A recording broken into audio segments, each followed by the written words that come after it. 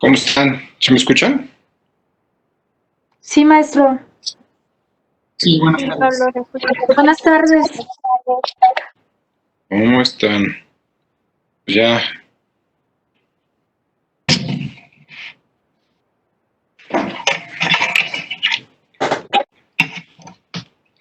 Pues bien, vamos empezando. Digo, el tema es breve y un poco más conciso de lo que pareciera, pero un tema sumamente interesante. Ya a partir de todos los derechos fundamentales que vimos, todo esto es parte de los derechos humanos, nada más para cerrar, vamos a ver el que es más importante y es el que pues, la mayoría de lo que estamos todos aquí platicando nos dedicamos a ello, ¿no? Que es la protección del debido proceso legal. Ahora, para ver el debido proceso legal, vamos a ver primero una cuestión de teoría, vamos a ver una cuestión de la Corte Interamericana y luego vamos a ver un poco cómo se aterriza directamente en la Corte para que se tenga y se sostenga como si fuera respetado y ciertas cuestiones que facultan, prohíben y permiten que se ejerza. A ver, primero hay que ver que el debido proceso como tal tiene una doble naturaleza. Es decir, nosotros lo vemos como cuando lo tratamos como derecho humano, como derecho fundamental, ese derecho tiene una doble naturaleza. Primero es como un derecho autónomo, ¿no?, que protege al individuo y te faculta y tienes una prerrogativa para poder participar en todos los procedimientos. Es decir, tienes facultades para poder argumentar, para probar, para hacer afirmaciones, para aportar. Es decir, es como un derecho, es un derecho fundamental que te permite poder acceder a estos mecanismos de justicia que te otorga el Estado para poder hacer valer ciertos derechos. Entonces lo tenemos como un derecho autónomo. Pero cuando hablamos que tiene una doble naturaleza, y aquí es donde viene lo interesante del debido proceso legal, es que también es un derecho fundamental indirecto o de garantía. ¿Por qué se le considera así? Porque es un mecanismo para la protección de otros derechos fundamentales, ¿no?, en cualquier estado democrático o un estado constitucional. Es decir, cuando te garantizas el respeto al debido proceso legal, he visto en esta naturaleza de garantía, lo que te permite es el respeto a otros derechos fundamentales, es decir, que puedes exigir el respeto a tu libertad, a tu igualdad, a los derechos políticos, a la participación democrática, a los derechos sociales. Es decir, cuando nosotros vemos el debido proceso legal, lo tenemos que ver, repito, con una doble naturaleza, como un derecho fundamental autónomo, así que nos permite a nosotros acceder a ciertos mecanismos de justicia para poder probar, hacer valer ciertos derechos, afirmaciones, alegar, refutar, implementar argumentos o simplemente guardar silencio. Ese es como un derecho fundamental autónomo, pero le reitero, tiene otra naturaleza que es un derecho que potencializa el ejercicio de otros derechos. Es decir, lo tendremos que ver que por medio del debido proceso legal nosotros podemos garantizar en un Estado democrático otros derechos, como el respeto a la igualdad, a los derechos políticos, a la participación, a los DESCA, a todos los derechos que hemos visto. La forma en que nosotros lo podemos hacer valer es con esta naturaleza vista del debido proceso legal. ¿Por qué? Porque una cosa es que nosotros nos podamos ir ante cualquier tribunal o ante cualquier autoridad y hacer valer nuestros derechos, pero otra muy diferente es que también potencializa el ejercicio de otros derechos humanos, ¿no?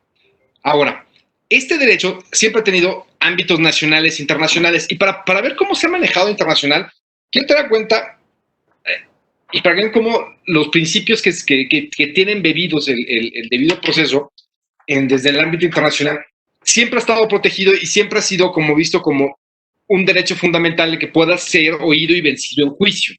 Nada más que ha tenido una densidad importante que bien fue reconocida en muchos tratados internacionales donde siempre se establecen algunos contenidos mínimos que tiene que tener el debido proceso, pero a su vez es a la luz de ciertos juicios y ciertos juicios que pueden ser notoriamente, ahorita vamos a platicar, muy justos, donde se han denotado esos principios que deben de tener. ¿Alguien recuerda los juicios de Nuremberg y los juicios de Tokio? Bueno, a ver, después de la Segunda Guerra Mundial, obviamente el bloque ganador, cuando fue Nuremberg, instauraron unos tribunales donde condenaron a la mayoría de los personas que habían sido aliados o los propios nazis, y hubo una serie de condenados. Hay un libro muy interesante que les conozco como Juristas del Horror, donde empieza a ser juzgado las personas. Pero el problema es que, y ahorita vamos a ver por qué son tan importantes los principios, cuando se hace este juicio, pues obviamente todo el mundo tiene una sed de venganza. Pero el problema que todos nos vemos es que en las jurisdicciones locales y en todas las constituciones de cualquier Estado democrático, inclusive de todos los países aliados, pues no podías vengarte. Es decir, el derecho no tiene una posibilidad de venganza y tienes que garantizar contenidos mínimos, que eso es lo que vamos a ver. Y el problema, cuando te ves esta jurisdicción internacional que se hace con un tribunal ad hoc para juzgar delitos que no estaban regulados y empiezas a condenar a muerte a diferentes personas. Entonces esto empieza a saltar ciertas cuestiones de, oye, espérame, esto no sucedería en un juicio. Bueno, para no hacerles un cuento largo, en los juicios de Nuremberg hubo una serie de condenas y se consideraron como un serie de precedentes en derecho internacional. Obviamente todos relacionados desde esta óptica del debido proceso. El problema es cuando llegamos a los juicios de Tokio, obviamente fueron posteriores, ya estamos hablando de 3 años después. Cuando se hace este juicio, los juristas, los jueces que participan, se tomaron muy en serio su papel. Y en lo primero que debatieron, aunque a ustedes pareciera mentira, realmente de todos los jueces no fueron las condenas por unanimidad. Es decir, hubo 2 jueces, un juez de Holanda que se apellidaba Rowling y un juez de India, en ese momento protectorado británico, se apellidaba Pal, donde ellos, a la luz del debido proceso, votaron en contra de condenar a todas las personas que habían estado inmersas en los actos que habían cometido, en este caso, la potencia japonesa, en este caso, este imperio.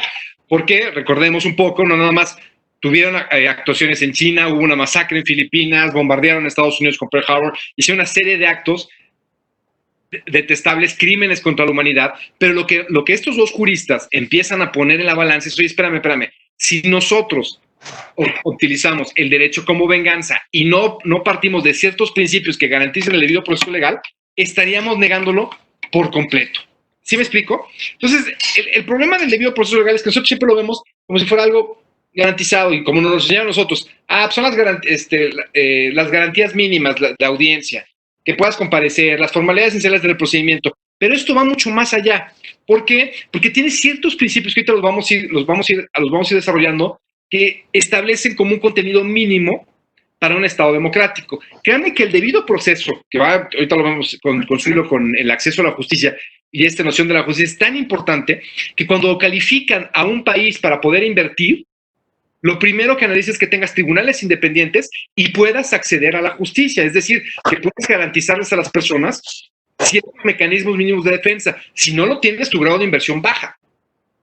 Entonces, esto, como lo vemos con esta doble naturaleza, son muy importantes. Ahora, ¿cuáles son los principios que tienen embebido el debido proceso legal? Ahorita lo empezamos a aterrizar un poco.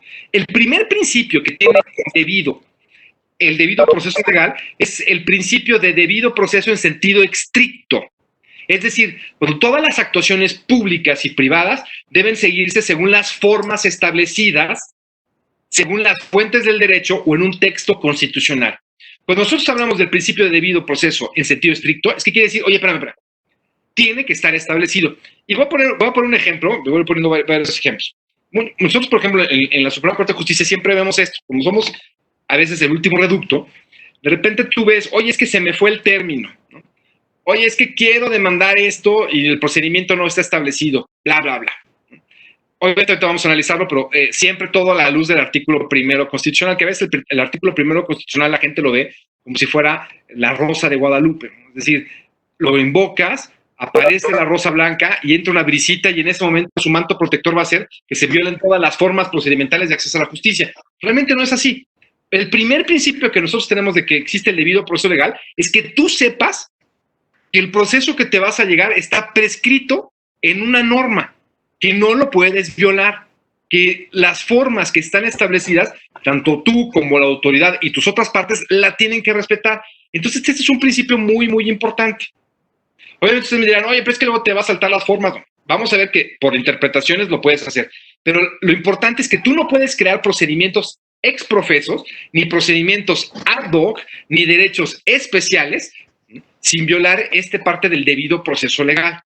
Es decir, no te puedes saltar las trancas, ni los términos, ni las formas, porque automáticamente violarías este principio de debido proceso en este sentido estricto.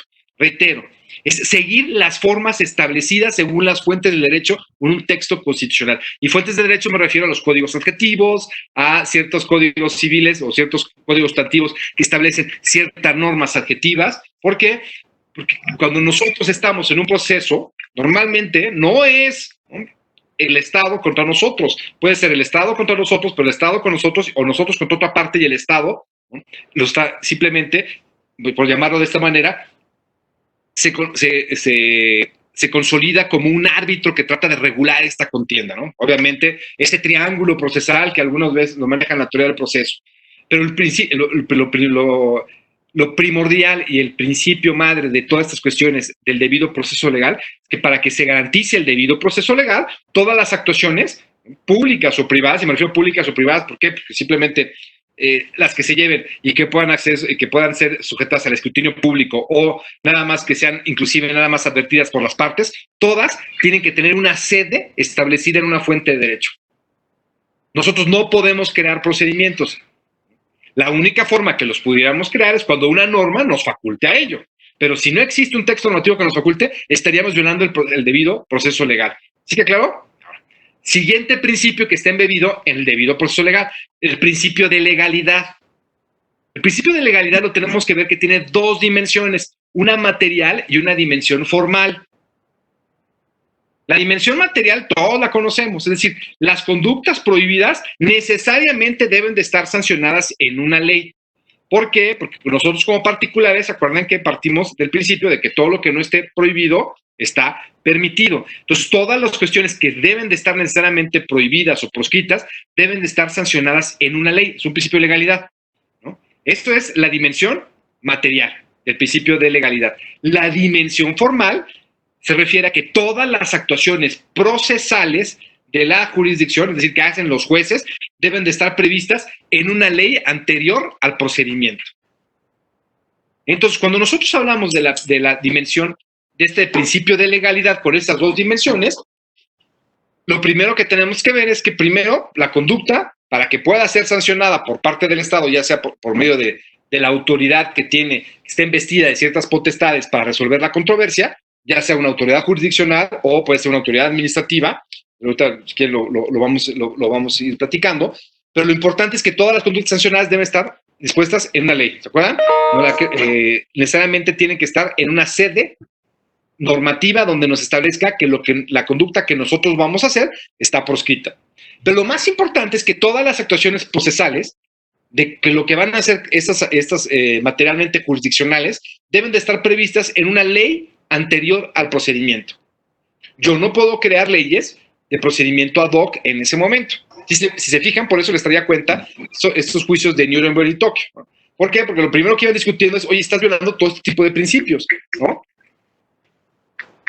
No violaste el principio de debido proceso. ¿Por qué? Porque el proceso no existía, el procedimiento lo creaste. Estás violando un principio de legalidad de una dimensión material y formal porque estás castigando gente que no existe una ley que lo sancione. Y hay una dimensión formal que te establece que pues, el procedimiento tiene que estar establecido previo al propio juicio. ¿Por qué? Pues porque tiene que tener una temporalidad. Ahora, ¿cuál es la teología de esto? O sea, la dimensión formal tiene una teología.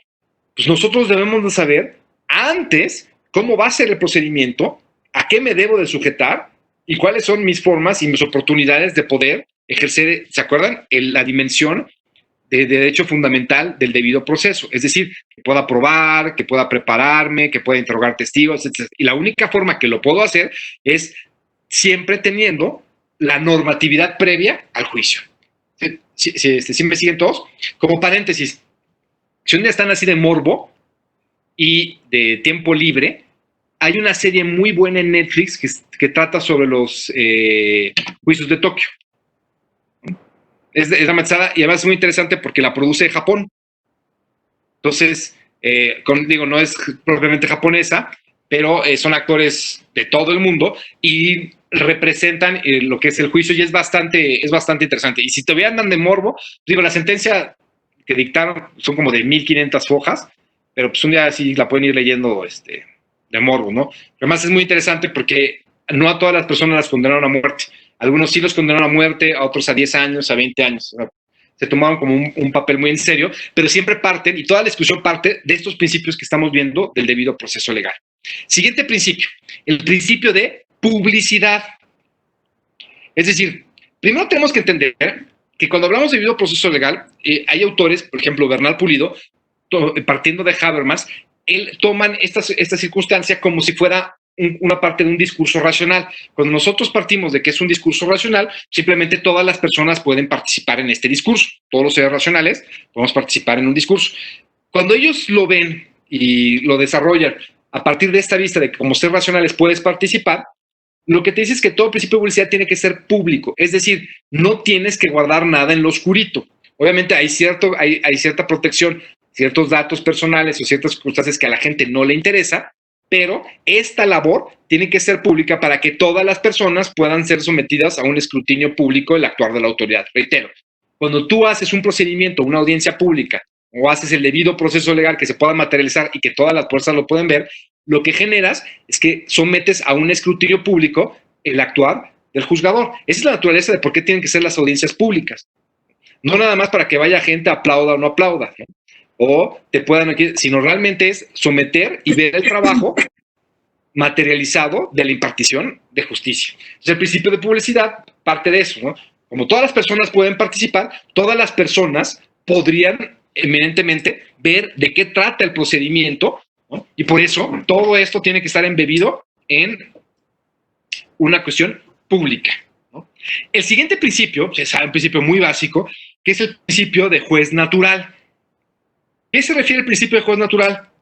Que son todas tus controversias y una cuestión de debido proceso legal es que toda mi problema, esta cuestión que yo voy a presentar, tiene que ser siempre dirimida ante un juez o un tribunal competente.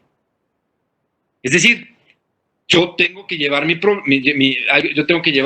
y es como una garantía de protección, que la persona que va a dirimir mi controversia sea un especialista y realmente tenga la potestad del Estado para resolverla. Por eso, este principio de juez natural quiere decir que el juez que me va a resolver el asunto o el tribunal que me va a resolver el asunto, evidentemente tiene la competencia necesaria para que él me pueda resolver, ¿no? Esto, yo sé que a veces es muy complicado, pero por eso, si se fijan, esa es una de las cuestiones de la teología de que se fue desarrollando de las competencias especializadas. Antes todas las materias, se fijan, había jueces que eran todólogos, ¿no? Pero no me refiero así, pero los jueces tenían que conocer de todas las materias y poco a poco se ha ido especializando. El primer cisma podemos decir que fue en materia civil y familiar, obviamente penal siempre tuvo su parte, pero después ya vimos que inclusive en penal la justicia adolescente se empezó a separar de la justicia de las personas mayores de edad. En materia civil y familiar se empezó a divorciar. En materia civil, mercantil y civil se empezaron a dividir. ¿Por qué?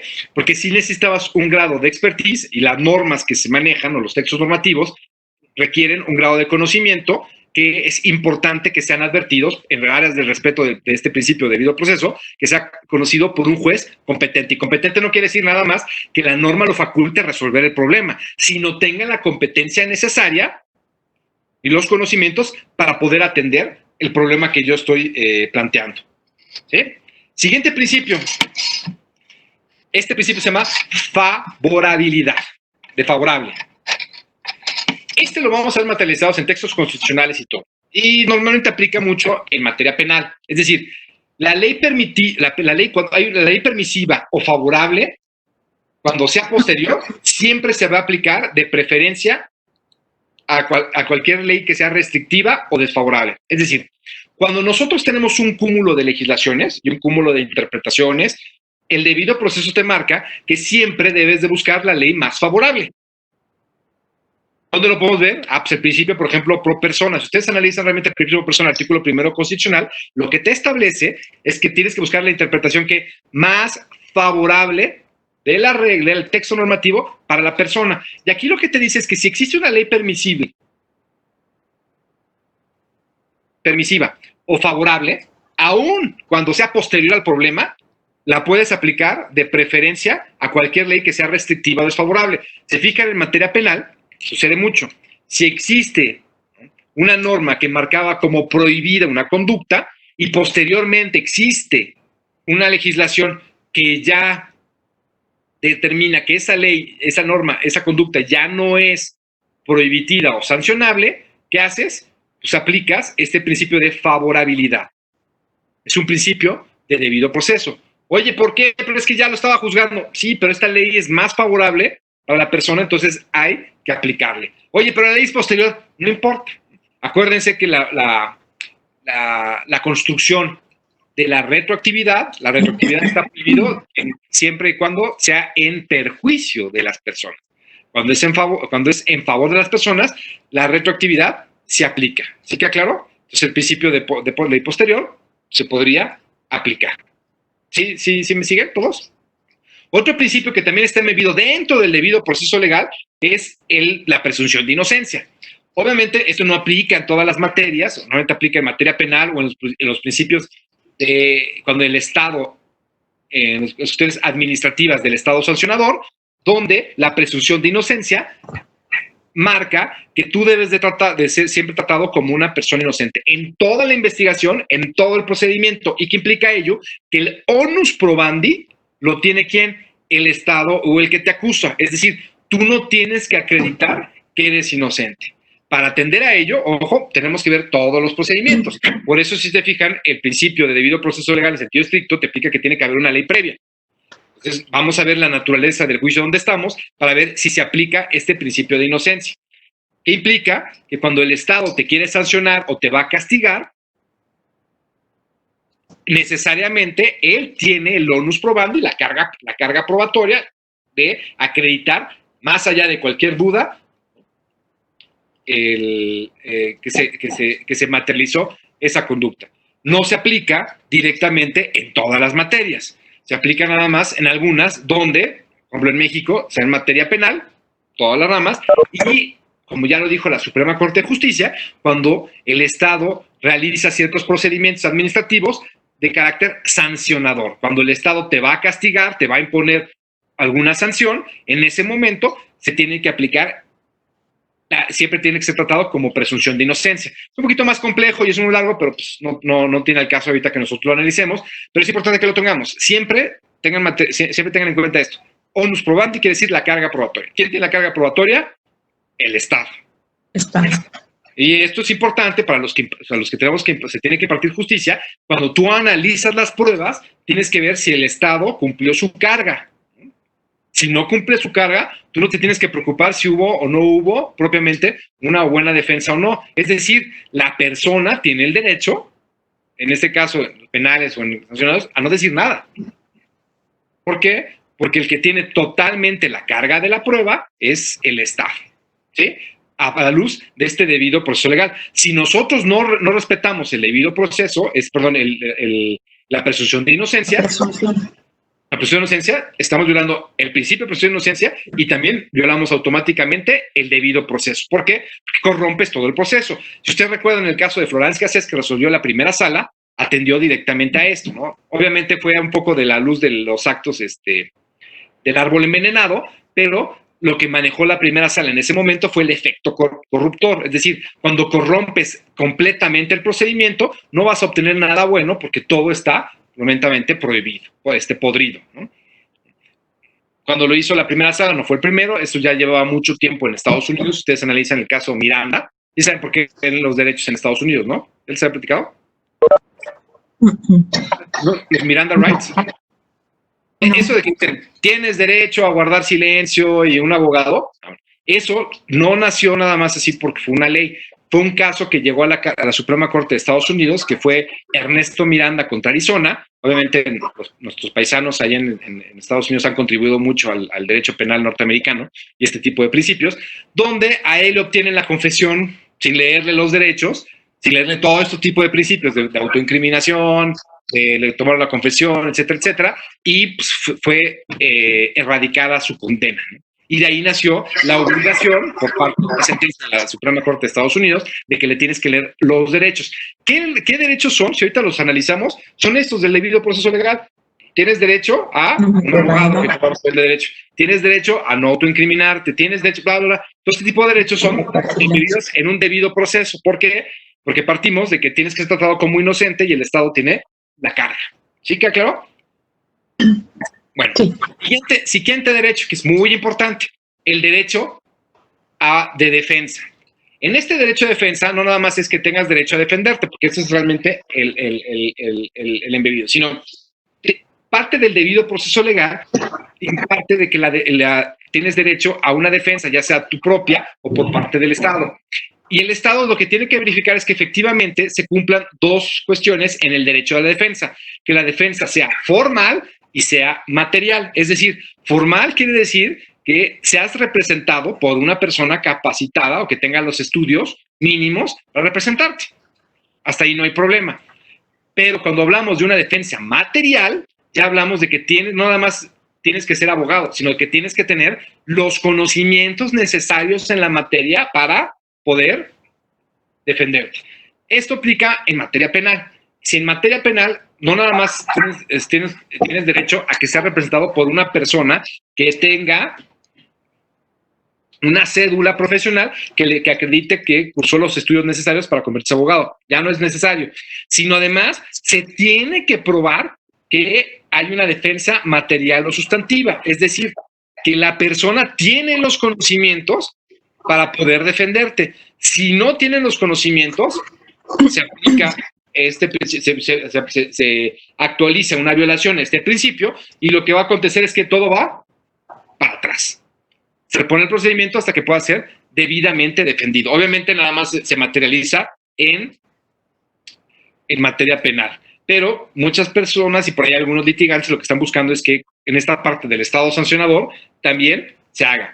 En materia familiar lo que se está haciendo es que cuando hay una contienda, y es una posición de la sala, cuando hay una contienda de donde los papás estén peleando por los niños, recuerdan que en materia familiar siempre es pues yo, Pablo, en representación de mi esposa, en representación, y se están peleando el niño. Entonces los dos están representando al niño. Entonces ya lo que dice la primera sala es, espérame, ya tiene que haber una representación diferenciada. ¿Por qué? Porque atiendes a este derecho de defensa. Si vas a afectar los derechos de un tercero, el tercero tiene que estar debidamente defendido por intereses propios, no por los intereses de otra persona. Entonces, va embebido en esta cuestión de un derecho de defensa. ¿Por qué? Porque tienes derecho a oponerte de acuerdo a tus intereses a la contienda que tengas. Sí, dime, Juan Pablo. Pablo, fíjate que no es reciente, pero la primera sala de la Suprema Corte emitió un criterio en materia penal, donde, no obstante que existe un sistema de gestión que es la parte administrativa en el sistema acusatorio y que verifica el tema relativo a la defensa formal, que sería pues verificar que efectivamente el abogado que representa al imputado posea una cédula profesional. Hoy nos están pidiendo, no obstante ello, nos están pidiendo que en el desahogo de las audiencias incluso pues se haga mención a la cédula, incluso no solamente la mención de la cédula como tal, porque normalmente la frase que siempre se mencionaba por los abogados postulantes pues era me identifico con Juan Pablo Almazán con cédula profesional debidamente registrada en el sistema de gestión, y se supone que así consta en la carpeta administrativa. Sin embargo, hoy incluso nos exige que así se desahogue. Fíjate, concedieron un amparo recientemente. Perdón si estoy distrayendo, pero bueno, es en relación a... No, es sobre esta parte. De hecho, ahorita les explico, porque son dos criterios. Sí, y fíjate que incluso repusieron un procedimiento para los efectos de poder verificar, incluso en las diversas etapas del procedimiento en materia penal. Pero el problema es que esos abogados, pues bueno, ya ni siquiera representaban al imputado. Entonces, imagínate también el problema que se generó para poder dar cumplimiento con una ejecutoria en ese sentido, donde le pedían a la sala, que no fue a mi sala, pero fue a la quinta sala del Supremo Tribunal de Justicia, donde les pedían que citaran a todos los abogados anteriores para los efectos de poder verificar ese derecho de defensa formal. Y bueno, y fíjate, yo todavía me iría más allá, que no lo establece la jurisprudencia de la primera sala, la material, porque no te lo piden. Entonces, pero ya es jurisprudencia, ¿eh? Ya sí, la de defensa material ya. De hecho, hay dos criterios muy importantes de la primera sala sobre defensa material, y lo que hizo fue interpretar el nuevo código y va más allá, porque la defensa material se aplica en el nuevo procedimiento y en el anterior. Tiene unos puntos donde se puede actualizar o no se puede actualizar, pero sí, ya se establece. Ahora, ¿por qué se determinó? Sí. La discusión era, y fue una contradicción de tesis que este proyecto también ahí, de hecho, en la ponencia del ministro González Alcántara, es cuándo realmente lo vas a materializar o no vas a materializar esta parte, porque esto obviamente es en cuestión federal, en local ya va variando, pero me refiero a la forma de operatividad, ¿no? Hay un estándar federal, pero pues hay cómo se va materializando dependiendo pues, en los diferentes poderes. ¿Por qué? Porque la cuestión era si antes tenías, ¿no?, o había un funcionario encargado antes de verificar las cédulas, o lo tenías que hacer directamente en la propia audiencia. Y si en la audiencia tenías que en ese momento verificarla. Entonces la discusión era, bueno, si se verifica antes, pero nada más se menciona directamente en la audiencia. ¿Por qué? Porque antes lo que haces previo a la audiencia, lo que se hace es verificar que realmente pues, que realmente tengas la cédula. Lo único que se materializa para que quede grabado es que pues, sea la misma persona, ¿no? Pero yo sé que luego pues, son trámites engorrosos, pero lo que se trata de buscar es proteger este tipo de derecho de defensa. ¿Por qué? Porque obviamente ahorita el problema que se empezó a dar era un problema previo y anterior, ¿no? Los que tienen cédulas muy viejitas, realmente pues nada más es una foto y no era ni una plastificada, era una cuestión de cartón, ¿se acuerdan? Y las cédulas nuevas ya no hay fotografía. Entonces, el problema es que cómo verificas realmente a la persona. Es decir, en las cédulas nuevas ya lo único que aparece es el nombre y el dato. Y ya no existe una identificación de que la persona que lo está aportando no, y la única forma que lo puede hacer esta identificación es por medio de otra identificación. Me explico. Está la cédula, donde nada más viene un nombre, entonces yo tengo que ir con otra identificación, ya sea un pasaporte, una credencial para votar o una licencia, y ese procedimiento lo tiene que verificar previo a la propia audiencia, para que no sea todo engorroso y el juez, o en ese caso el tribunal, lo que están haciendo en ese momento. Entonces, lo que se hace era en dos momentos. Todo ese proceso de verificar que es la misma persona, que existe una identidad de documento con el individuo, se hace previo y lo único que se hace, se deja constancia en la audiencia que es la misma persona que ya está identificada. Y ya con esos dos se hace un sinalagma y dice, bueno, ya se respetó el derecho de defensa. Pero ojo, es defensa formal.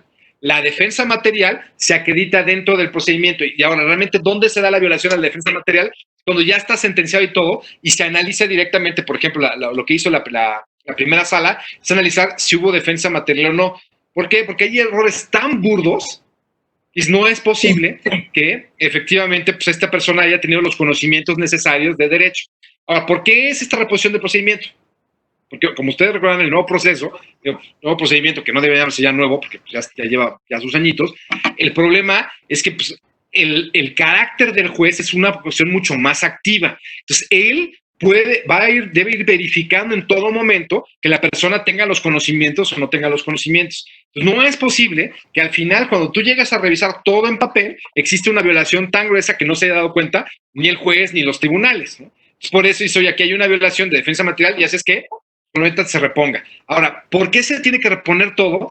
Porque no sabes cuándo realmente se materializa directamente la violación. Es decir, porque si esta persona participó en la primera, en una parte, una audiencia, un ofrecimiento de pruebas, por ponerte un ejemplo, en cualquier cosa, ahí puede hacer un efecto donde ya truena todo. ¿Por qué? Porque inclusive una de las cuestiones para que no proceda la defensa material es que no atentes con la teoría del caso que está presentando, es decir, con la cuestión de defensa, ¿no? La programación de defensa que está haciendo en este caso el abogado, si está mal planteada o está mal planteada, pues lo que se puede materializar con un fallo. Pero si ves que no ofreció pruebas cuando debió haber ofrecido pruebas, no interrogó cuando debió haber interrogado, y hubo una actitud por parte del juez realmente eminentemente pasiva al ver todo este tipo de actitudes, entonces realmente se presume que hubo una violación a la defensa material. Les envió con Cris la sentencia para que la vean. Es muy, muy interesante y ya se están haciendo ya varias, ¿no?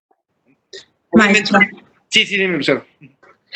Otra cosa, yo por ejemplo estoy en el tema de adolescentes en el sistema acusatorio y desde que iniciamos la audiencia siempre la pregunta obligada es si evidentemente tienen conocimiento en el sistema de adolescentes porque los términos son muy diferentes a los de adultos y hay muchas excepciones al procedimiento. Por ejemplo, de publicidad, todas mis audiencias se llevan a cabo de manera privada y etcétera. Pero aún y cuando acreditan con algún, ya sea un título o de alguna manera, a mí sí me ha tocado que si veo que no, si son abogados particulares y veo que no conocen el sistema, pues se les nombra el de oficio, porque realmente no puedes dejar al adolescente violentándole ese derecho de defensa. Y ahí vamos a esta defensa material. Sí, claro, bueno, y de hecho ya hay un criterio por parte de la Sala de Justicia Adolescente de que ahí sí fue el primer acercamiento de defensa material. O sea, no nada más tenías que tener conocimientos, o sea, no nada más tenías que tener cédula, sino tenías que tener conocimientos especiales acreditables en justicia adolescentes. Entonces ya ese ya también es un mandamiento que lo tienes que cumplir. Ahora, ¿cuál es el problema? Que pues como habiendo de 1000 escuelas patito o gente que realmente no es comprometida, el problema es que pues pueden acreditarte los conocimientos, pero en la audiencia pues de repente ves que no tienen ninguna forma de poderlos acreditar, ¿no? Y desgraciadamente no nada más es con los de oficio, ¿no? Bueno, los particulares, sino también propiamente con los de oficio, ¿no? Entonces, la defensa material, como está establecida, no nada más opera con los de oficio, opera también con los particulares.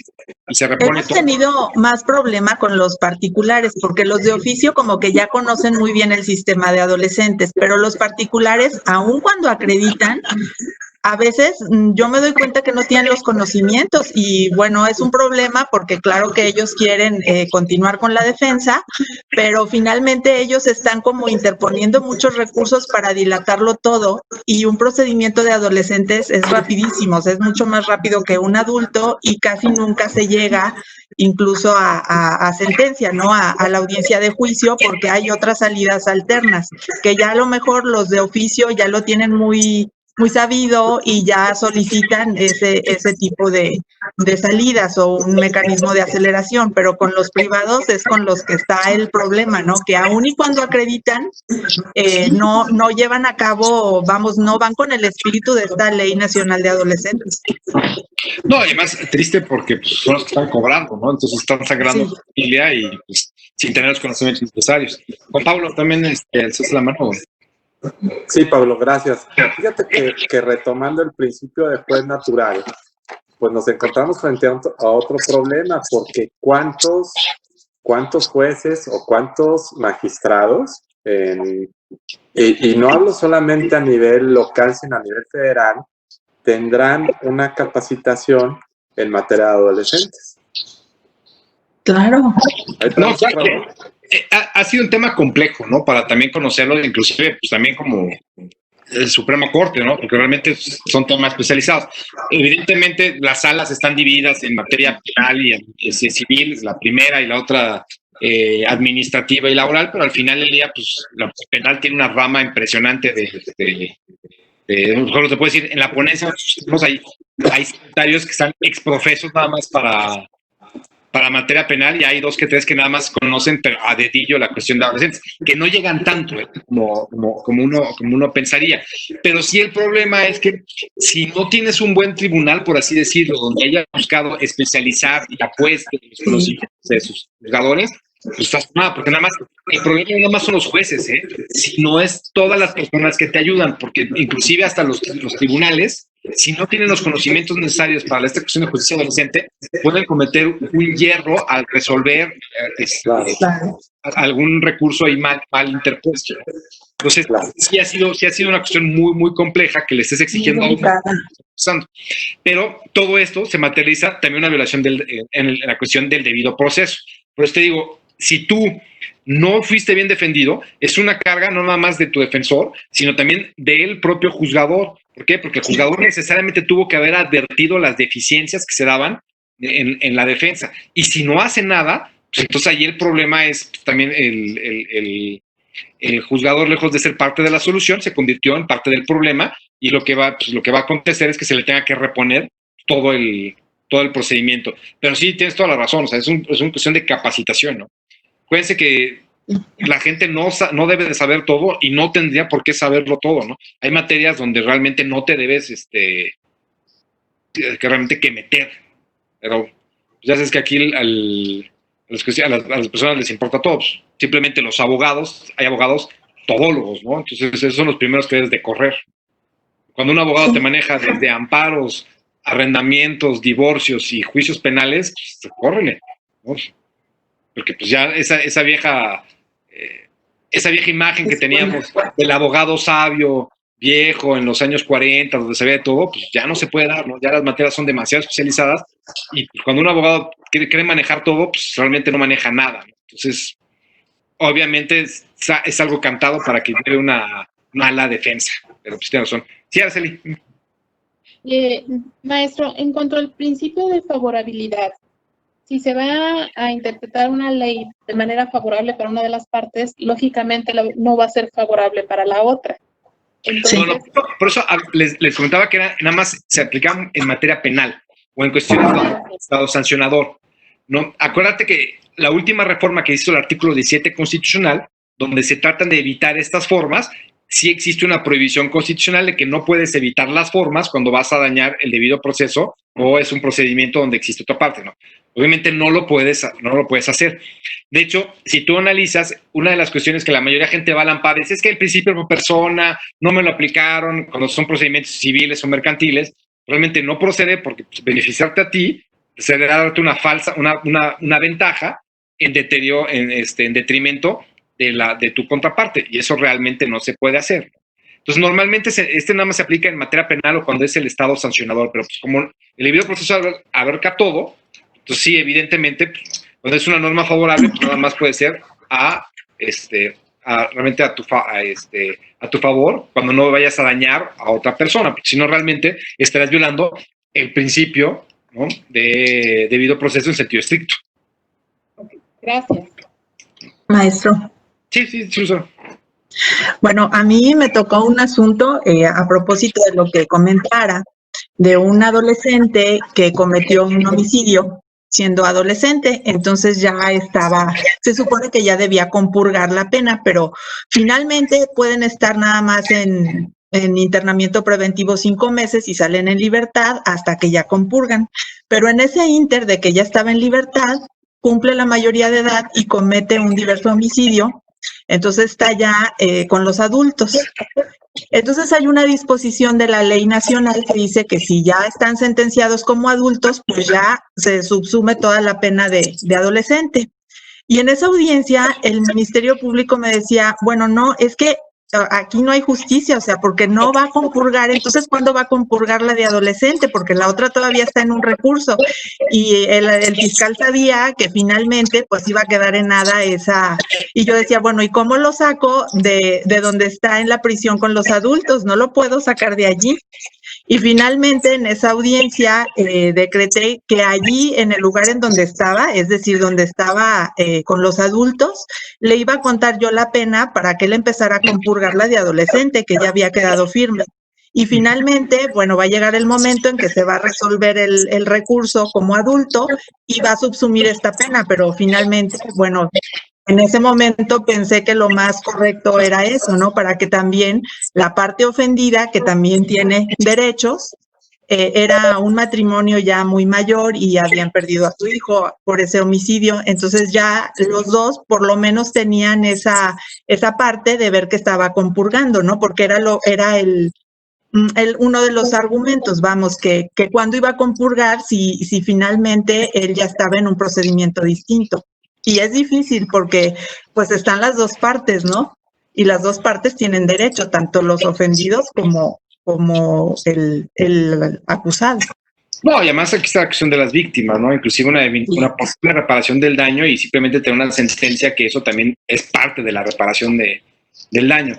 Sí, es complejo de cómo se fue materializando la justicia de adolescentes porque realmente trae embebido una fuerte carga de tratar de reinsertar socialmente y de que ellos puedan reposar el camino, pero yo creo que la realidad nos ha dado y nos ha azotado a todos en la cara de que pues no está sirviendo porque salen peor o de repente pues nada más es un puente para que sigan cometiendo ciertos ilícitos, ¿no? Digo, hay casos muestra, pero ha sido muy, muy complejo. Ahora... Pero en ese sentido, maestro Pablo, yo difiero un poco porque justamente ese chico, por X o Y, por muchos recursos, quizá necesitaba estar más tiempo interno, porque el internamiento aquí es como una especie como de una escuela, ¿no? Entonces, finalmente ellos están protegidos de otras cosas que no tienen, desgraciadamente, en sus casas.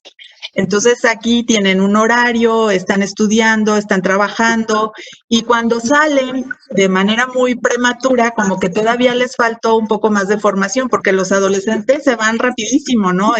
No sé, en 6 meses cambiaron muchísimo, en un año, bueno, es impresionante el cambio.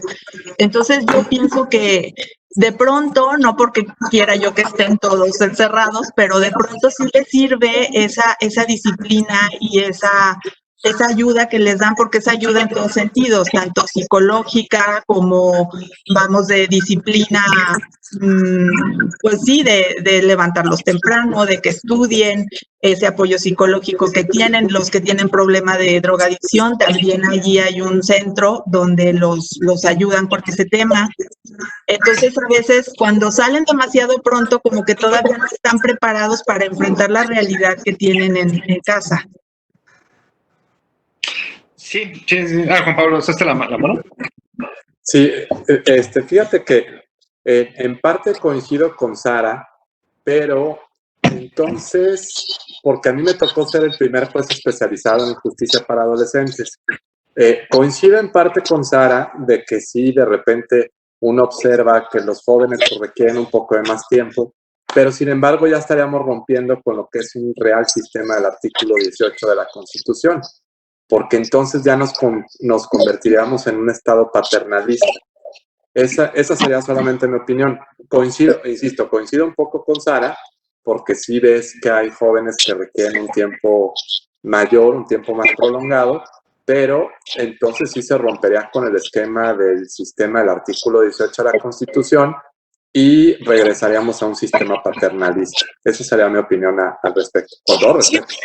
No, eso es un tema muy, muy complejo porque realmente qué tanto es mucho y qué tanto es poco. O sea, entonces, en algunos casos funciona, en otros casos no funciona.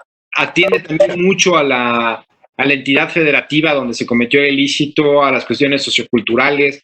Sí. Entonces, es un tema realmente complejo. Entonces... Y es muy casuístico, o sea, no podemos de ninguna manera generalizar, porque a lo mejor, como dice el maestro Pablo, en algunos casos funciona y en otros no, pero quizá como los estamos viendo constantemente en una audiencia, por ejemplo, a mí me llegó uno fatal, estaba totalmente intoxicado y tuvimos que llamar a un médico, y pasaron varias cosas. Después que estuvo los 5 meses, lo vi tan bien que dije, no, definitivamente le probó el estar ahí en esos 5 meses de internamiento, y cuando salió en libertad, porque era solamente, como quien dice, internamiento preventivo, bueno, yo rogaba así como a la familia que ojalá que siguieran con pues con ese plan de trabajo que se llevó a cabo con él en el centro de internamiento, y como que siento que la familia sí agarró un poco, sí aprendieron también ellos a tratarlo, porque además estaba enfermo, y sí lo atendieron médicamente, porque ya después, bueno, se acaba de internar ahora ya para compurgar, y sí vi un cambio impresionante, pero entonces es como muy casuístico, ¿no? A lo mejor no en todos funciona, pero sí he visto a muchos que llegan muy mal y que pasando un tiempo ahí, los 5 meses que señala la ley, ya salen totalmente diferentes. Sí, no, o sea, yo entiendo, es caso por caso, que parece mentira, pero influye mucho en el propio adolescente, si es si tiene ganas de salir o no salir, la familia, el círculo, involucra a todos, a la familia, el adolescente, o sea, es todo un equipo, ¿no? Sí, no, y realmente que tenga ganas de salir, ¿no? Entonces el tiempo puede ser mucho, puede ser poco, ¿no? Pero es demasiado complejo. El problema es que los números no son favorecedores para la justicia adolescente, porque pues, parece que lejos de ayudarlos, se cometen todavía mucho más ilícitos, ¿no? Entonces, ha sido un tema muy complejo, ¿no? Pero a ver, Ángeles. Maestro, retomando lo tocante de las víctimas, el debido proceso sí las ha dotado de una actividad más plausible en el sentido de que ahora participan en la pretensión punitiva, pueden promover recursos en contra de resoluciones que antes era imposible. Hablo del sistema tradicional y del sistema adversarial. Ya promueven amparos activamente, cuestión que antes no se veía. Entonces, el debido proceso en esos principios de igualdad, en un Estado de Derecho democrático, se ha tenido accesibilidad donde tiene esa participación activa. O sea, no se les ha dejado a un lado, todo ha cargado nada más hacia beneficio, hacia el acusado, en este caso. No es propio. Una de las grandes partes, y fue una conquista que se hicieron sobre el derecho de las víctimas, porque antes, si te acuerdas, fue desarrollo jurisprudencial y vi amparos cómo se fue desenvolviendo el derecho de las víctimas. Ahora, de hecho, inclusive ya existe una parte, una ley de víctimas donde ya se establece algunos mecanismos donde puedan tener cierta reparación, se establece cómo va a ser la reparación integral, etcétera, etcétera, ¿no? Cuando hay inclusive víctimas de delitos y derechos humanos, donde hay inclusive un fideicomiso donde se les establece cierta responsabilidad. Es un tema muy complejo, pero sí, evidentemente el problema es que las víctimas antes no tenían derechos y ahorita tienen derechos, ¿no? Ahora, reitero, siempre es un debate y a veces se da como un falso debate de ver cuándo y hasta cuándo podemos nosotros darle más derechos a las víctimas o no a las víctimas. Porque el problema es parte de lo que platicamos al inicio. Las víctimas lo que buscan es venganza y nosotros lo que debemos de procurar es que se aplique el derecho. Es decir, que en un marco pague lo que tenga que pagar a la sociedad por el delito cometido, se aplique directamente la sanción, se repare un daño que puede ser cuantificado económicamente, pero hasta ahí. La venganza que a veces quieren las víctimas es un tema muy, muy complejo. Entonces, por eso también, por más que les des, siempre van a estar propugnando por más y no van a estar conformes. Si le ponen 50 años, pues, por un ejemplo, van a querer más, aunque no se pueda. Es realmente un tema de por dónde podemos estar pero al final del día yo creo que parten de premisas diferentes. Lo que pasa es que cuando las víctimas lo que buscan es venganza, pues no va a haber forma de que lo puedas obsequiar. Obsequiar. O sea, no hay manera, ¿no? Otra pregunta, en cuanto a la defensa material, en el sistema adversarial es de estrategia. Entonces a veces hay una defensa pasiva, porque la estrategia del defensor, en este caso, va a su teoría del caso. Entonces, muchas de las veces, el juzgador en su carácter proactivo ha tomado esto como una defensa ineficaz, no una defensa activa hacia favor de su acusado o de su imputado, dependiendo de la etapa en que se encuentre. Y en este caso, ¿cómo esa línea tan delgada de percibir si el juez en su proactividad se excedió en retirar a la defensa aparentemente pasiva en base a una estrategia y le impone a un defensor público para que prosiga con la defensa adecuada o la defensa efectiva? Y, o en su defecto, ¿cuándo se puede decir que respetó esa estrategia de la defensa? A mí me llama la atención porque a veces sí he visto en algunas audiencias donde evidentemente la pasividad es más la ignorancia de cómo proseguir tan solo para pedir una medida cautelar, y eso es evidente cuando al abogado se le pregunta por parte del juez, oiga, y conoce el sistema y conoce y no sabe ni qué hacer y ya está en esa etapa y ya le nombra al público, no hay problema, pero cuando no se da esa evidencia, ¿qué sucede, maestro? ¿Cuál es su opinión al respecto? No, mira, la propia, esa sentencia que ahorita les voy a pasar. Bueno, antes que se me olvide, la que la discutíamos sobre cuándo debes de acreditar la cédula o no de la cédula es la contradicción 149 de 2019.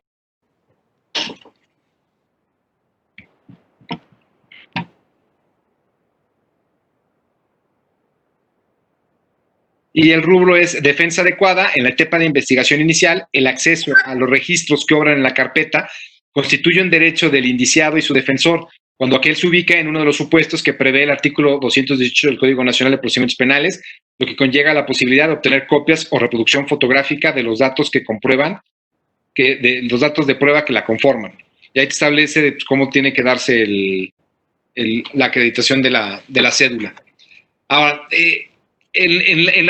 ahorita ando buscando la sentencia que les digo de defensa material, que solamente son 2.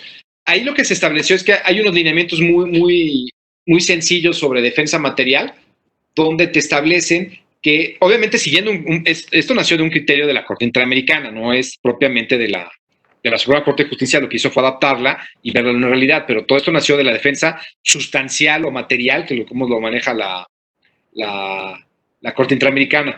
Ahora, ¿cuál es el problema? Sí, evidentemente, uno de los estándares para ver cuando revisas si hubo una defensa material o no material es que no sea una propia estrategia de defensa el callarse o no ofrecer pruebas. Entonces, lo que hace el juzgador cuando revisa si hubo una adecuada defensa es ver si no es parte de la estrategia de la defensa que se estaba viendo. Ahora, vamos, tampoco hay que ser, si tú de repente ves que un caso, hay veces que, por decir, si a ti te están acusando de una serie de delitos, ¿no?, que se antojan difícil probarlo, pues sí vas a ver que la defensa en este caso va a ser silente, no va a decir nada al respecto, pues porque va a ser muy complejo que te lo puedan acreditar, ¿no? Inclusive en circunstancias, tiempo, modo y lugar. Pero cuando tú sabes que sí puede acreditar algo y no lo está acreditando, pues obviamente pues hay una violación de defensa material, que lo que lo está, donde ha habido un hierro total ha sido por parte de la defensa. Entonces, es cuestión nada más de advertirlo. Ahorita les paso los puntos de la defensa material, de cómo se deben de acreditar. Pero sí, evidentemente, uno de los puntos es, si tú ves o adviertes que era parte de la defensa, no se tiene por violación a la defensa material. Te reitero, todos aquí yo que tenemos ciertos conocimientos básicos de esta parte, unos más que otros, pero si tú ves que hay una cuestión burda de negligencia por parte de la defensa para ofrecer pruebas, sabes que pues aquí sí hay una violación de defensa material. Bueno, es que le estaba tratando de buscarle, pero no le encuentro defensa material. Pero ahorita le encuentro y se las mando. Bueno, siguiendo el punto. Nos quedamos en derecho a la defensa. Otro principio es el principio de celeridad, que también parte del debido proceso. ¿Qué implica el principio de celeridad? Es, pues, puede resolver sin dilaciones injustificadas. Obviamente todos tenemos que atender a las cargas de trabajo. Hay cargas de trabajo que son infinitas y para emitir ciertos acuerdos es muy complejo, ¿no? Pero hay sentencias que realmente no te debes de tardar tanto en dictarlas como otras que sí. El problema de celeridad es cuando existe una dilación injustificada. Ahí violas el principio de debido proceso. Porque acuérdense, justicia retardada es justicia denegada. Entonces, hay asuntos que se tardan demasiado en resolverse cuando pues, la sentencia debe ser relativamente antes. ¿Cuál es el parámetro? Normalmente ves las constancias, la complejidad, ¿no? Pero hay asuntos que prácticamente no se deberían de tardar tanto, ¿no? Por ejemplo, una sentencia de divorcio que ya son incausados, no te debes de tardar, ¿no? Realmente en dictarlas, ¿no? Y el problema es que mucha gente se tarda en dictar o inclusive en resolver, ¿no?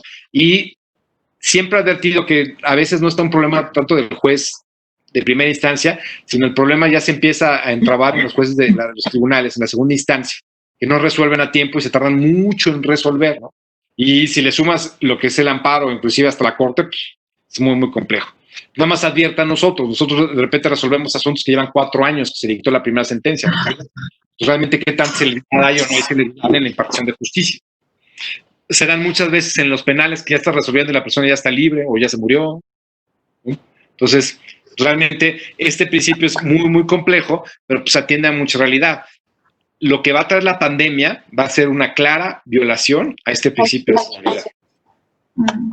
La carga de trabajo va a ser brutal, entonces pues, obviamente se va a empezar a retrasar la impartición de justicia y pues va a ser muy complejo. Y ahí pues, los jueces lo que tienen que echarle más problemática. Por ejemplo, cómo se va a manejar la corte, pues nosotros vas a regresar 4 por 10, o sea, vas a trabajar 4 o 3 días y vas a descansar 10 días, ¿no? O sea, obviamente a distancia, pero ya no puedes regresar. O sea, el problema de los expedientes va a ser muy complejo, ¿no? Y cómo van a acceder a los tribunales, cómo los litigantes van a llegar con cita. Va a ser exageradamente complejo, entonces, pues a ver cómo les va. No sé cómo les esté yendo a ustedes, pero va a ser bastante complejo la impartición de justicia en tiempos de COVID, que alguien debe escribir una tesis sobre eso, debe ser muy interesante. Pero bueno, el siguiente principio es un principio básico, que es un principio de doble instancia, que también es parte del debido proceso legal. Ustedes dirán, oye, pero es que juicios uninstanciales que lo marca el legislador. Sí, el principio de doble instancia parte que para que exista un debido proceso legal, un debido proceso en un estado constitucional, siempre alguien debe de revisar, siempre. Ya sea un juicio de garantías, etc., pero alguien debe de revisar. ¿Por qué? Porque siempre puede haber hierros, puede haber errores humanos, ¿no? Puede haber violaciones a este debido proceso. Entonces, un principio de doble instancia quiere decir que alguien pueda revisar el trabajo de otro. Ahora, esto no es una cadena infinita, siempre tiene que haber un cierre, pero siempre es importante que alguien revise. Entonces, cuando existe una negación completa de que puedas acceder a otra jurisdicción para que te revisen, se libera el debido proceso legal. ¿Sí? ¿Sí me siguen? Bueno. El siguiente. Sí.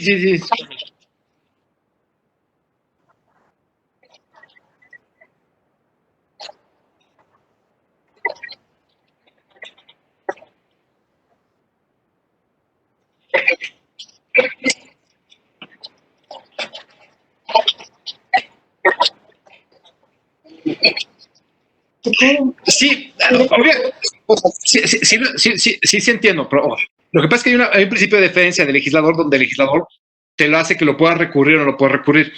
El debido proceso, acuérdense que no se materializa nada más en todo, es hasta que llegue la última resolución del juicio. Cuando se dice que tiene que haber un principio de doble instancia, es que alguien tiene que revisar. Obviamente, procede un amparo directo, te puedes revisar al final si hubo una cierta de violaciones, ¿no? En materia mercantil también se da mucho, porque son procedimientos uninstanciales, pero lo que se refiere es que alguien tiene más que revisar. Si hubiera un cierre total por parte de una sola persona en el sistema interamericano, ya te dirían, ¿no? ¿Sabes qué? Ahí estás violando esta parte del principio de doble instancia. ¿Por qué? Porque alguien más tienes que tener derecho a que alguien más pueda revisar, ¿no? Inclusive los mismos órganos tienen algunos procedimientos donde te revisan. Si el presidente de un tribunal emite un auto, pues existe un proceso de reclamación, ¿no? O un proceso donde los demás pueden revisar ese procedimiento. Es decir, siempre hay un procedimiento, ya sea reclamación, queja, como lo quieras denominar, donde alguien tiene que revisarte. El problema es cuando existe un cierre total por parte de una sola autoridad.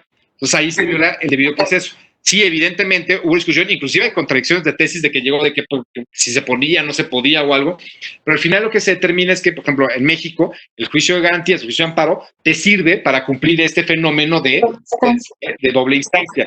El problema sería es que no lo tuvieras, que se cerrara por completo la llave, y ahí sí sería muy complejo porque, pues, por un acto arbitrario, ¿cómo lo revisas? O cómo últimamente se puede revocar, ¿no? ¿Sí? Y el último principio que vamos a ver es el principio de prevalencia de normas sustanciales. ¿Qué implica ello? Que siempre las normas que procuren los derechos pues, tienen que prevalecer.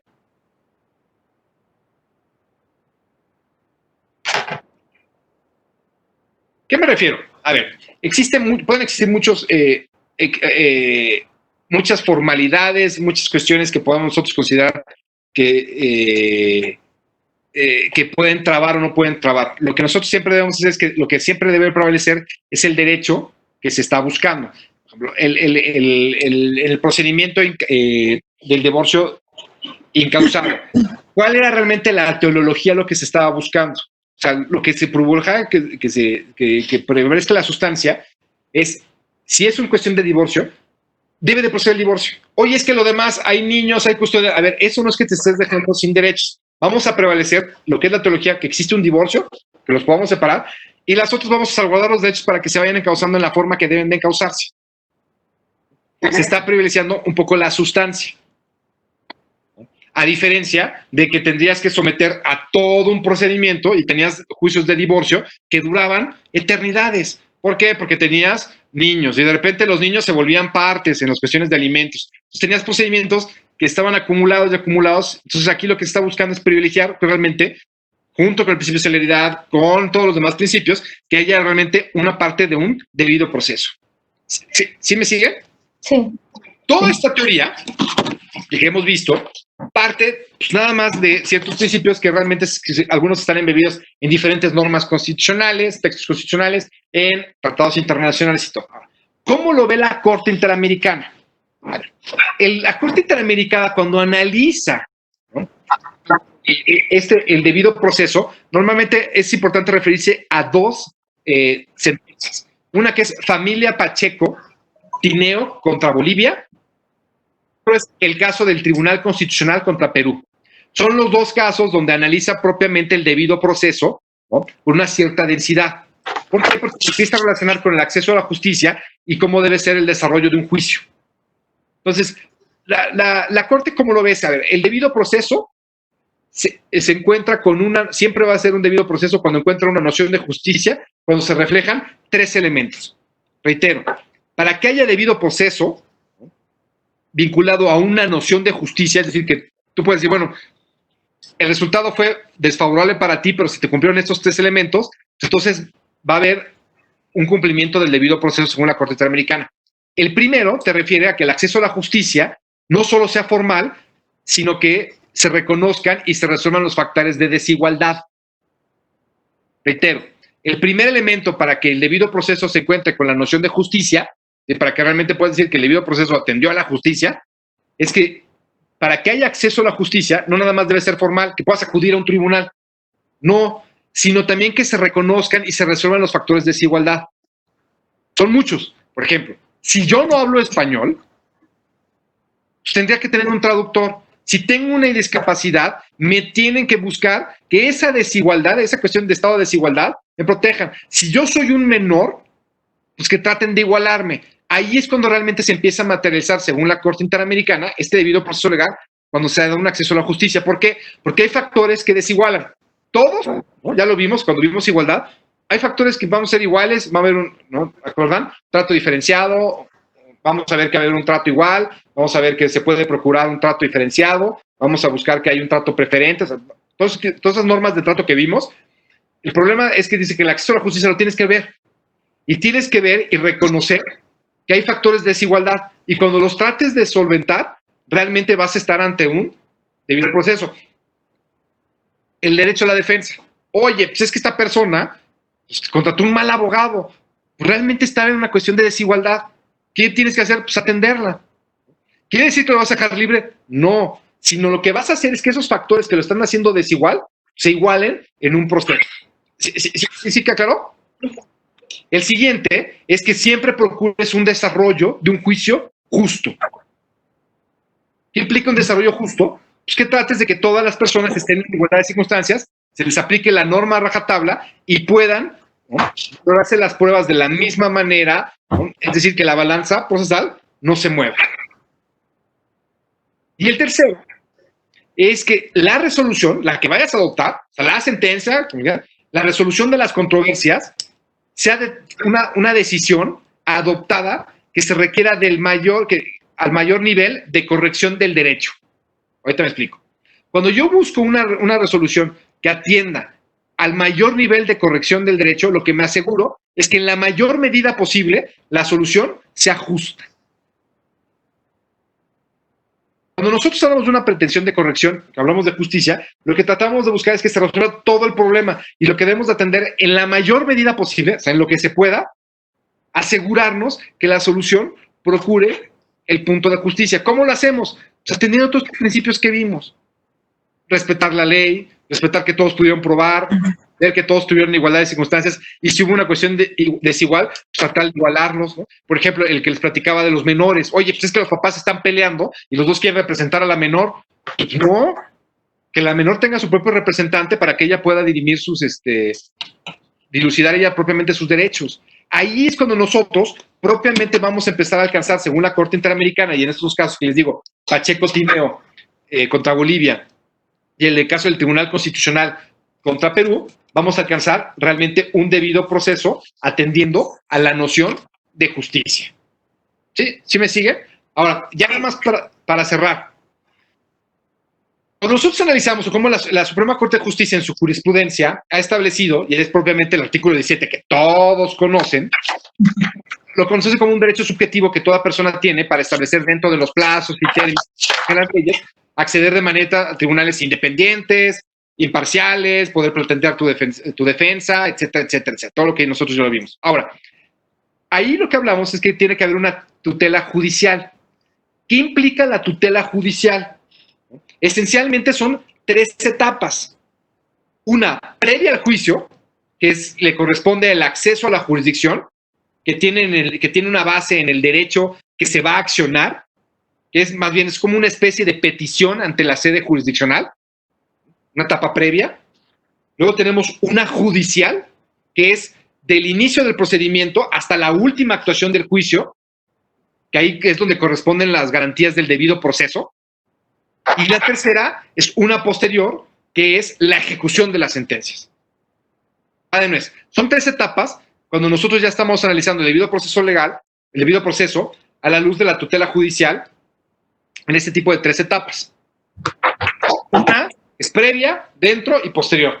La previa es como un derecho de petición, es decir, tengo que tener siempre un derecho de poder acudir ante una autoridad a reclamar mis derechos, siempre. Si no lo tengo, no hay una tutela judicial, es decir, no se está cumpliendo este derecho subjetivo que me consagra el artículo 17 y este debido proceso. Segundo, que dentro del procedimiento, o sea, desde que se inicia hasta la última actuación, se me garanticen todas las cuestiones de debido proceso, que pueda probar, que pueda mencionar todo lo que ya hemos estado advirtiendo y platicando. Y la última, que es algo fundamental, que se fijan, luego ya ha habido una gama de nuevos amparos al respecto, que es muy compleja, es que pues, se llama efectividad de las sentencias. De nada me sirve tener una victoria pírrica en papel. ¿A qué me refiero? Puedo tener una sentencia bien bonita, pero no me la ejecutan. Eso también se considera como una violación, no nada más a la tutela judicial, sino una violación al debido proceso. ¿Por qué? Porque la sentencia no me habla y no me va a restituir mis derechos. La única forma es que la persona que me la dictó se asegure que se cumple. O, por ejemplo, lo que nos platicaba Lucero, pues, lo que buscó fue esta parte de efectividad de las sentencias. Oye, pues sí, ya te condené, pues la vas a purgar. ¿Por qué? Pues porque no, o sea, por una tutela judicial implica que hay una efectividad de mi resolución y pues te tienes que purgar, punto. ¿Sí me explico? ¿Por qué? Porque la mayoría a veces de los jueces es, yo ya la dicté, pues a ver, como ya está la pobre persona 2 años tratando de ejecutar, 4 años tratando de lanzar a unas personas, y realmente esa justicia que está pretendiendo llegar, pues nunca le llega. ¿Sí me siguen? Bueno, ya hablamos ahora, ¿cuáles son las formalidades esenciales o mínimas que colman lo que nosotros conocemos como esta garantía de audiencia o esta forma de poder ejercer una defensa ante una autoridad? ¿No? ¿Cuáles son estas cuestiones mínimas que debemos de respetar, ¿no?, en lo que se conoce como el núcleo duro de las formalidades esenciales del procedimiento? Sí, esta parte material, esta parte que nosotros vamos a ejercer. ¿Cuáles son lo primero? La primera parte de estas formalidades esenciales que colman esta garantía de audiencia, este núcleo duro.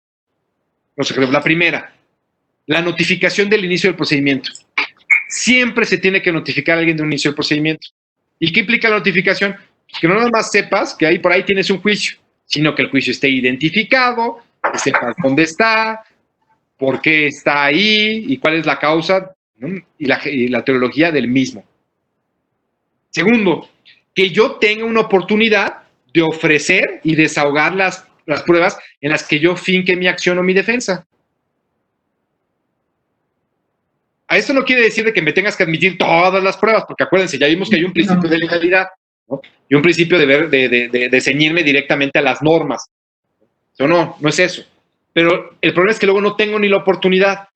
Entonces, para que tenga una oportunidad, no nada más es que me las admitas, sino que me las permitas desahogar. Y acuérdense, si no me las vas a dejar desahogar, ¿qué me tienes que decir? El por qué. Oye, pues es que realmente esta prueba, es donde muchos la vemos muy dura, es decirle, oye, pues es que realmente no sirve para nada lo que estás ofreciendo. Oye, es que es un documento privado que tú hiciste, pero es que tiene todo el valor probatorio del mundo. Sí, pero realmente no se puede adminicular con nada, ¿no? Entonces, toda esta parte es la oportunidad de ofrecer y de desahogar las pruebas en que finge. Segundo, siempre tiene que haber una oportunidad de alegar. ¿Qué son las formalidades esenciales del procedimiento como las habíamos manejado? Pero importa un núcleo duro, ¿no? Siempre una oportunidad de alegar. Y la última es la resolución que se va a emitir, pues tiene que dirimir todas las cuestiones debatidas. Y eso incluye que tienes que atender a todas las causas de pedir. Y obviamente tiene que abarcar todas estas etapas que vimos, ¿no? Todas las pruebas que desahogaste, todas las oportunidades que se dieron, etcétera, etcétera, etcétera. ¿Por qué? Porque si no lo hiciste, pues no va a haber forma de que lo puedas sustentar. Ahora, estas formalidades esenciales del procedimiento, la Corte la reconoce como un núcleo duro de esta parte del derecho a audiencia, que es donde se encuentra el artículo 14 constitucional. Y está expresamente referidos a los procesos jurisdiccionales seguidos en forma de juicio ante las autoridades del Estado. Ahora, generalmente las consideramos que son las autoridades judiciales. Sin embargo, acuérdense que también se dice que puede haber autoridades administrativas que ejercen funciones materialmente jurisdiccionales. ¿Perdón? Sí. Que acuérdense, por ejemplo, hay organismos autónomos constitucionales que hacen las veces de órganos que ejercen materialmente jurisdiccionales. Por ejemplo, los institutos de transparencia, ¿no? Protección de datos personales, pues ya hay ciertos procedimientos seguidos en forma de juicio, donde ellos están obligados a respetar todo este tipo de núcleo duro de las garantías de audiencia, ¿no? Ahora, estas formalidades esenciales que materializan el respeto al derecho fundamental de audiencia y debido proceso, lo que ha determinado la Corte, la Suprema Corte de Justicia, es que son garantías propiamente de procedimiento. O sea, tómenlas así, o sea, se actualizan durante la sustanciación de los juicios o las instancias de jurisdicción. Está haciendo, obviamente, poco a poco. Lo que se propugna es buscar un mínimo de defensa para que puedas hacer valer tus derechos. Todo esto, ya lo vimos, tiene que hacerse en un aspecto de defensa previa. Ahora, vamos a... Hay un punto que siempre es una discusión.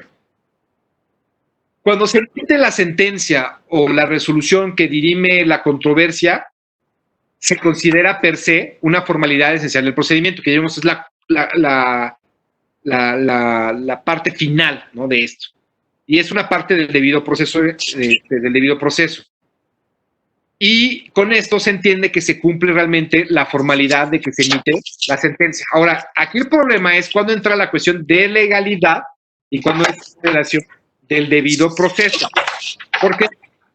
Porque una cosa es que la sentencia esté mal dictada o esté mal fundamentada y otra cosa es que viole procedimientos.